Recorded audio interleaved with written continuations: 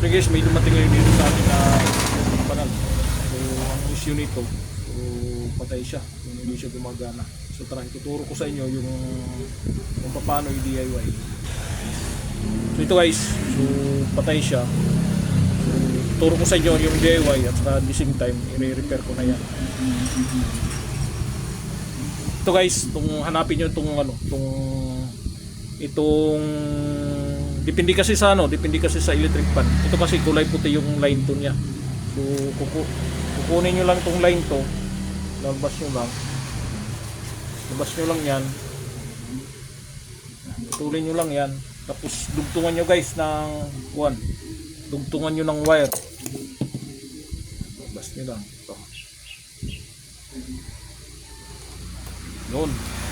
So dugtungan natin ng wire, walang kayo ng wire na dugtong natin yan guys para dugtong natin yan.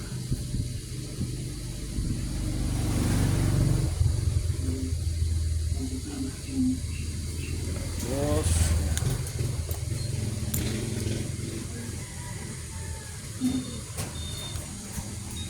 konektor niyo dito.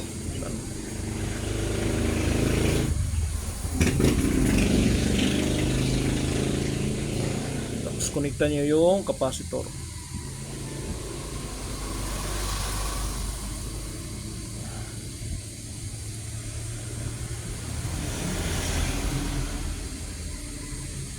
Para sa mahilig mag-DIY. So ito guys, tong ano na to, so nagagaling siya dito. Yung line 1 to. Line 1 o kaya line 2. Depende sa ano. Kasi yung isa nakakabit dun sa switch. Ayan, testing natin. Saksak natin. Ba? Goods. Ayos.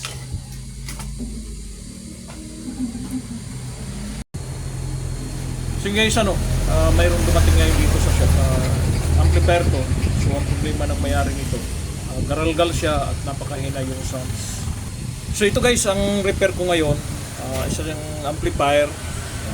Ang problema nito ng may-ari, garalgal to at saka napakahina ang kanyang sounds. So wala tayong dito papalitan guys na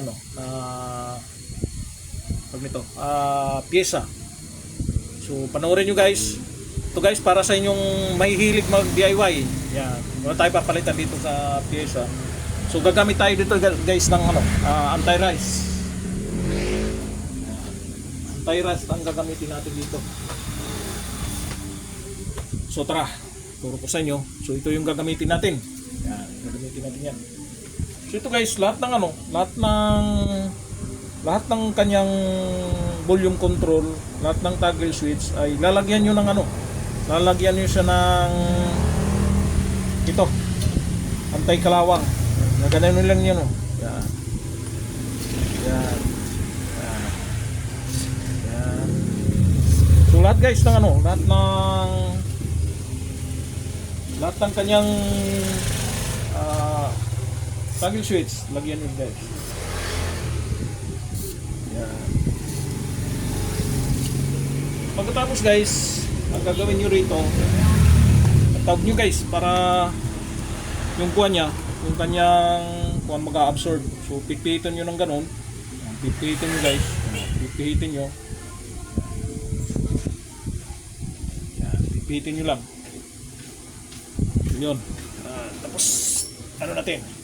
Kaya natin, tapos titesting natin yan guys para yan. So titesting natin yan para makita ninyo yung ating ginawa.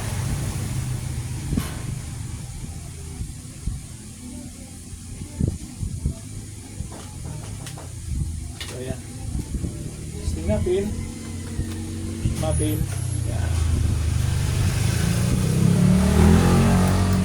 Buhay na guys. So, buhay na siya.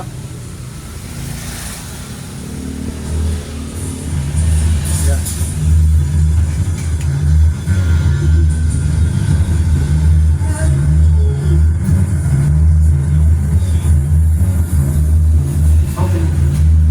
Next, dito naman tayo sa mic guys.